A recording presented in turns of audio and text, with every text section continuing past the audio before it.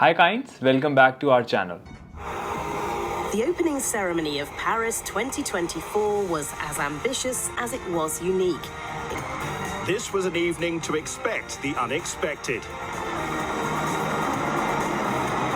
Olympics 2024 is officially underway, and we have seen so much controversy and excitement about the ongoing games. The unique opening ceremony created a storm on social media. And then, I'm sure all of you would have seen the controversy of Algerian boxer Imane Khalif, who defeated Italian Angela Carini in just 46 seconds. And the controversy surrounded Imane Khalif having been barred from boxing due to some gender-related testing issues. So there is a lot going on in the Olympics. But in the midst of all this, there is also an exciting sporting event happening. And as Kinds, we are supporting both India and Canada. We have seen McIntosh, the 17-year-old Canadian swimmer, win 3 medals already, including 2 golds in swimming. And we have also seen Manu Bhaker win 2 bronze medals in shooting for India. This video will compare Olympics performance of both the countries, Canada and India, not just in the ongoing Paris Olympics, but also all the Olympics that we have had so far.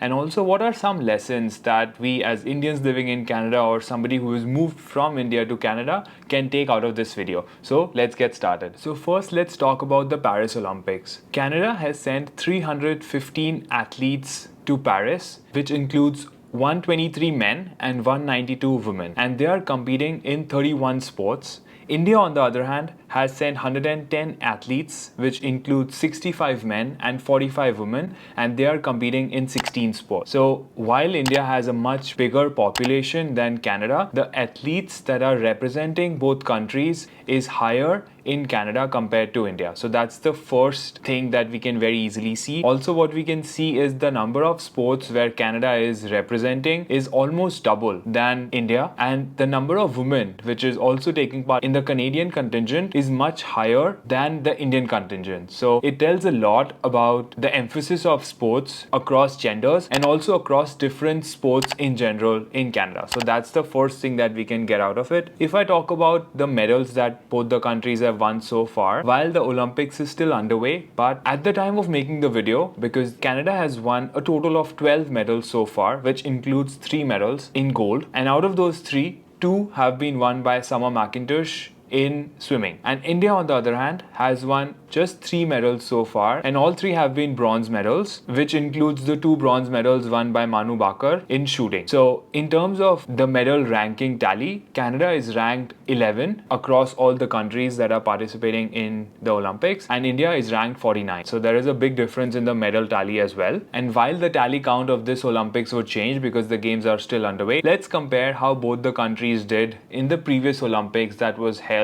in 2020 in Tokyo. In Tokyo, India secured a total of 7 medals, which included 1 gold, 2 silver and 4 bronze. The gold came from Neeraj Chopra in javelin throw, an incredible achievement, and it was India's first ever gold in track and field. So it was a successful campaign for India in Tokyo. Canada, on the other hand, brought home 24 medals. So against India 7, Canada won 24 medals, which included 7 gold, 6 silver and 11 bronze. Their standout performances included Andre de Grassi's impressive sprinting. Canada's strength in swimming and athletics was evident, with several podium finishes in these sports. So as we can clearly see, both from this Olympics as well as the Tokyo Olympics, Canada has done much better than India. And the same trend can also be seen if I look at the overall medal tally across all the Olympics that have happened so far. India has won 38 medals, including 10 gold, 9 silver and 19 bronze across all the Olympics that have happened so far. Now, before I reveal the number, can you take a guess of how many medals Canada would have won against India's 38? And write in the comments. Let's see what your estimate was. So I will be looking forward to your replies, but Canada has won 551 medals against India's 38 in Olympics across summer and winter Olympics. And this includes 148 golds, 182 silver and 221 bronze. So against the 10 golds that India has won, Canada has won 148 golds. So almost 15 times times the number of golds. So I was really surprised to find out that Canada has a much smaller population in India, has won so many medals across Olympics. So let's look at what are some of the differences between both the countries and their performances leading to the Olympic Games. Canada's higher medal count can be attributed to a combination of factors: a long-standing investment in sports infrastructure,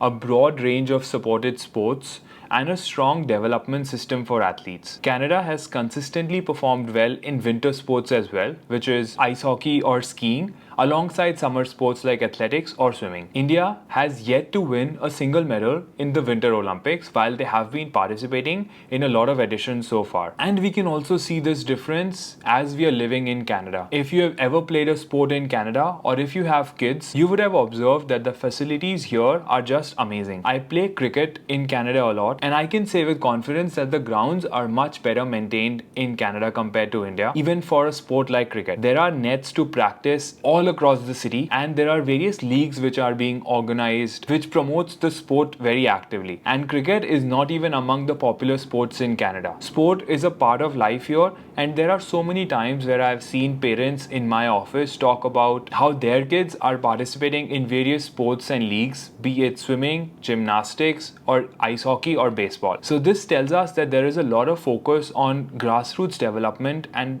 there is an infrastructure which has been built over the years to support it. Kids are encouraged to follow their passion in sports. They are not pressurized to perform in studies, and sports is not considered as a side hustle. There is a lot of time that parents give for their children to develop their sports as well. India, on the other hand, there is a lot of focus on cricket. There is a lot of youth development work that happens in the field of cricket, and we can also see that coming up in IPL, where so many people get a chance to play for various clubs and then ultimately end up making the international level. But for most other sports, the infrastructure at the grassroots level is still lacking. In India, the funds towards sports except cricket is very less, and also the recognition and reputation that these athletes have is much lesser than cricket. Most of us had not heard the name of Manu Bhaker before this Olympics, and suddenly she is known all across India. But I don't know what will happen once the Olympics gets over and she goes back to practice again. How many of us will continue to follow the sports and watch her journey? That's something that I'm not really sure about. A famous movie which comes to mind, which talks about the emphasis of grassroots development and its lack in India,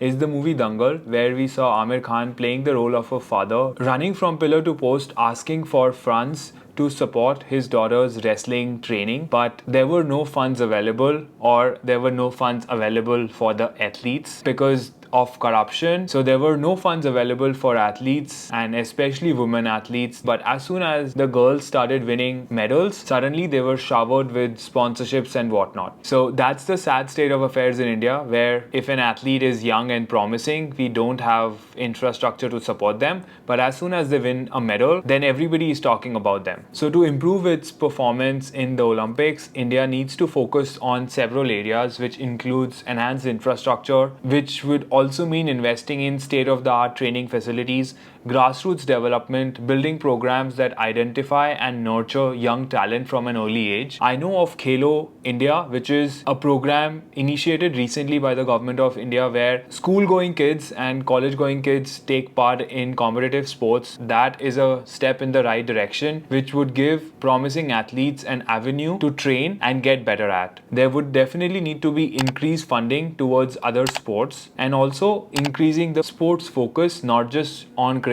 but also other sports. If I look at how much India and Canada are investing towards their sports infrastructure, in the last fiscal year data, which is available for 22-23, Canada invested approximately $460 million, which was the federal budget. So that was coming in from the federal government of Canada. And then there is also a $500 million additional funding over a multi-year commitment, which is part of the Investing in Canada Infrastructure program. And then over and above this, there are also provincial contributions. For example, Ontario contributed around $100 million towards sports and recreational facilities in the recent years. India, on the other hand, the budget is about 3,800 crores for sports, which is about 460 million US dollars. Then there is also the Khelo India program, which has received about 1,500 crores or about 180 million US dollars. So comparing like to like, Canada has about 460 million Canadian dollars of continued investment. India, approximately 460 million US dollars or about 650 million Canadian dollars towards sports. But because India has a much bigger population, the spend per capita is much lower because Canada has a population of about 40 million. The investment in sports is much more visible because there is a lesser pool of people available to utilize it.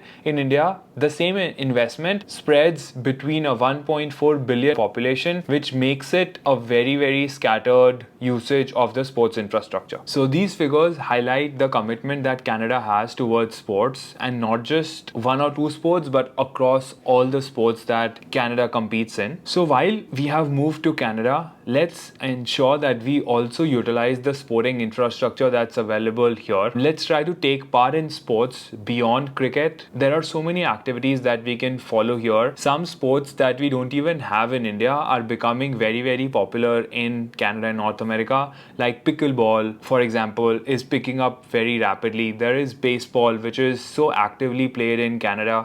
We also have active competitions in tennis, lacrosse, swimming, gymnastics. So whatever your interest area is, let's try to take part in those sports.